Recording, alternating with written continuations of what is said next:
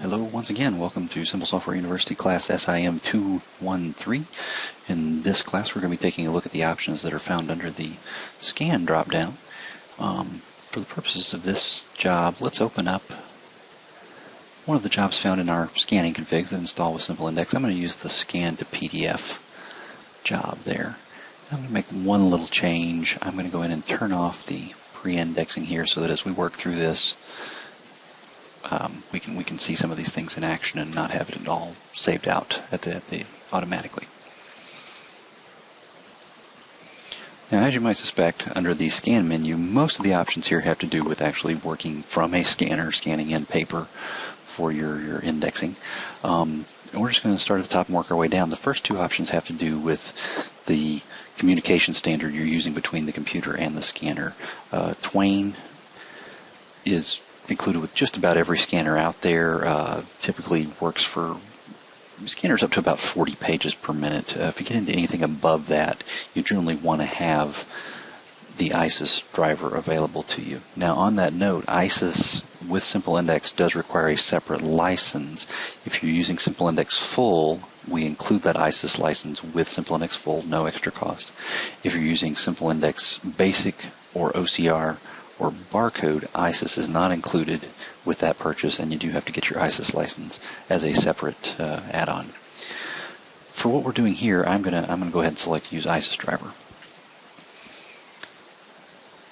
You'll notice that it's telling me that I've modified my configuration. One of the other things that's really useful about ISIS is that any of your settings pertaining to the scanner, so let's say we're doing 300 dpi, black and white, 8.5 by 11 documents, those settings in my scanner dialog get stored with this job, so I don't have to go into the scanner dialog every time and make sure that the settings are still there.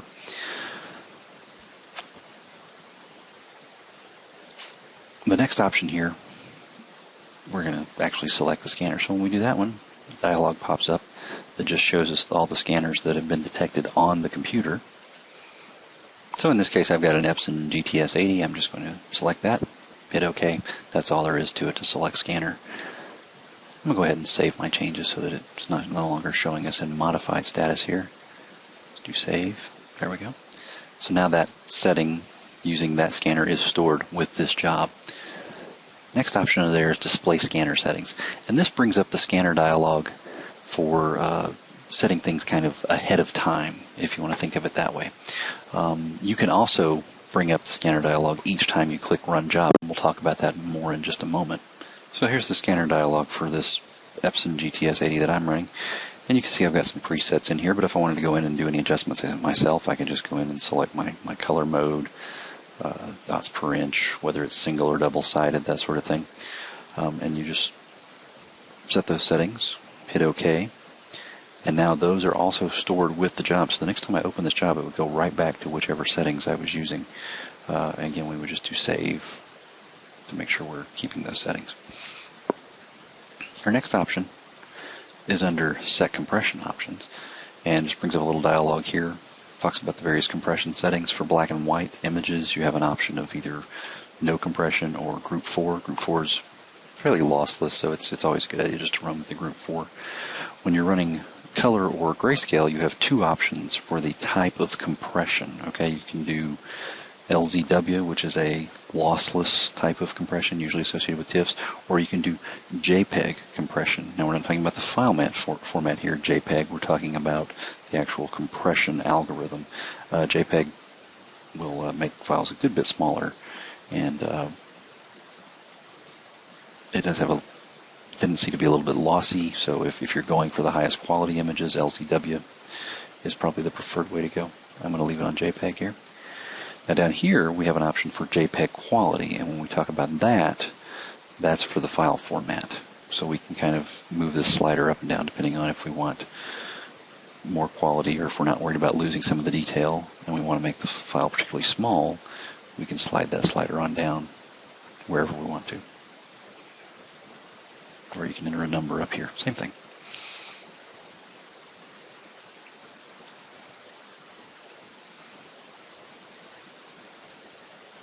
Moving into the kind of the third section of this drop-down, we've got set number of page windows. Now this option only applies to when we're scanning via the ISIS driver that we were using earlier.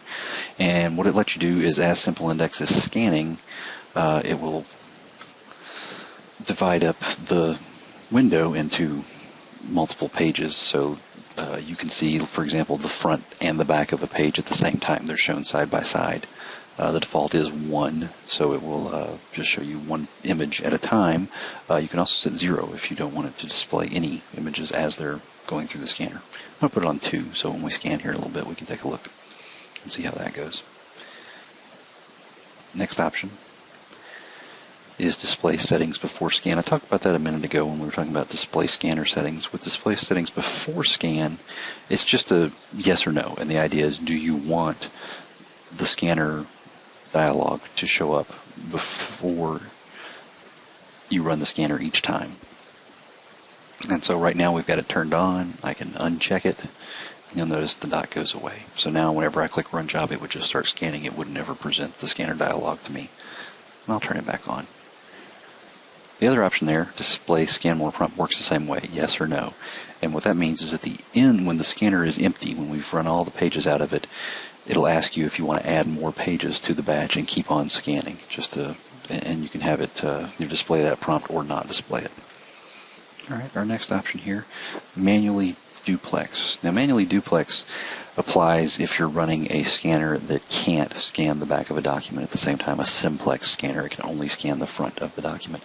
The idea is you can turn that feature on, and it will go through and scan all the fronts, and then it'll prompt you to flip them over and scan all the backs, and then once the job actually appears in SimpleIndex, it's all sorted into the correct order. So page 1 is the front of the first document, page 2 is the back of that same document. It's all put together in the correct order.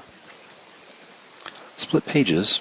This one's handy in a couple of cases. The first two, horizontally and vertically, if you're using a flatbed scanner, and let's say you're scanning a book, pages out of a book, you can scan the two facing pages together as one image, and then it will be split down the middle and broken up into two separate pages, and either horizontally or vertically, depending on how it's oriented on the scanner and in the book itself. The third option there, magazine scan.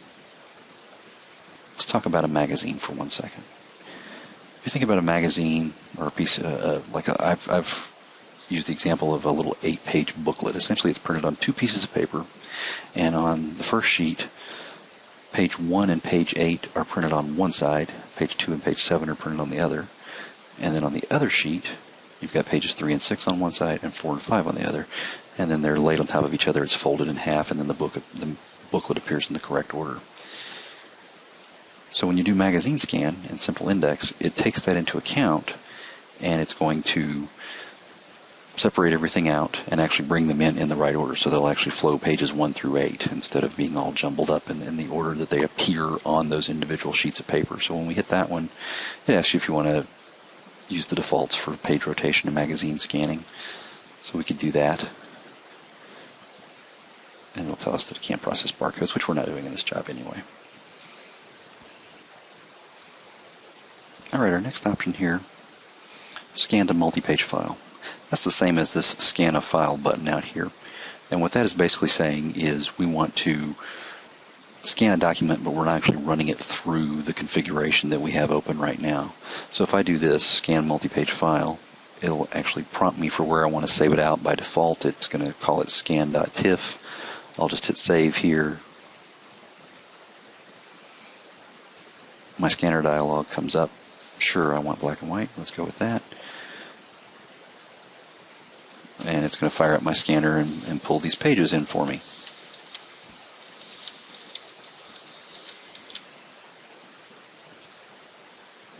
And here's our scan more prompt. No, I don't want to scan any more pages. So there we go. Now it's been scanned and it's saved as that scan.tiff. It doesn't have anything to do with anything I've got set up in terms of my index fields or anything like that. We're just simply getting a file scanned in. It is useful if you're needing to set OCR zones or barcode zones. You can let it pull in a document and just load the pages up and then go in and use your set field coordinates option and draw those zones, which we talk about in another video.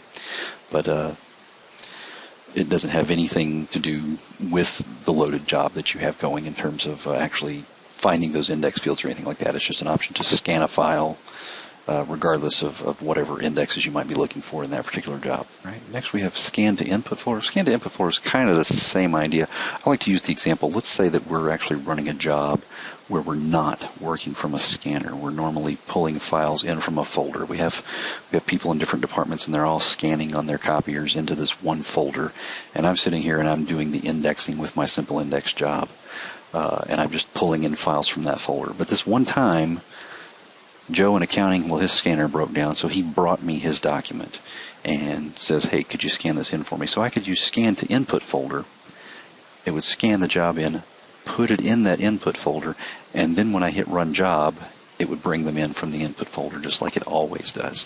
So it's just kind of a way of getting around having a job that isn't actually set up to scan from a scanner every time. It's actually just supposed to pull index out of a folder. We can put some new files into that folder before we actually run the job. These last three here have to do with while you're in the midst of a job. So I'm going to go ahead and pull in those same documents we scanned in just a moment ago, and we'll take a look at a couple of those. So we've been making some changes here. Let's go ahead and save that job, and we'll hit run job now. Scanner dialog comes up. I'm going to accept what's going on there. And you can see the 2 pages breakup that I was talking about.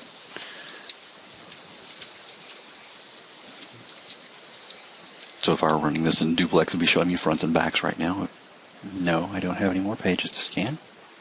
So it pulls them in right there. Now I have the option. You can see these are turned on here. 2 of them are now. We can add pages to the batch. So if I had a few more pages that actually needed to add to this, I didn't realize that a couple were missing, I can just load those on the scanner at this point. Click the add pages to batch, and it'll tell me that I have to that I can add them in there. But if I had done any processing, if we had identified barcodes or done some OCR operations, we would lose that, and when it would actually start over reprocessing the entire batch again. I do want to continue.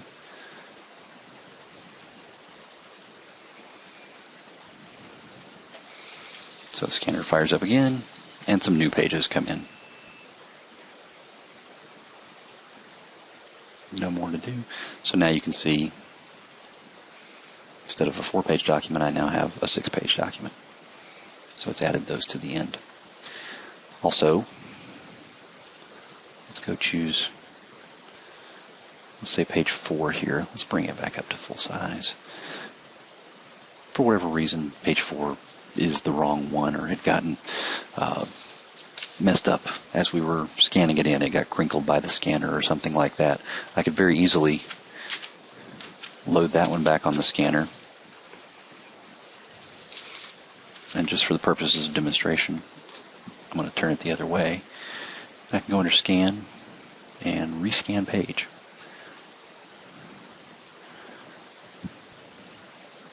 Scanner runs again. And there it is. So now we've, see we're still on page 4. I did put it in upside down deliberately so that we could see that I actually did replace the page. So there we go. That's all there is to it.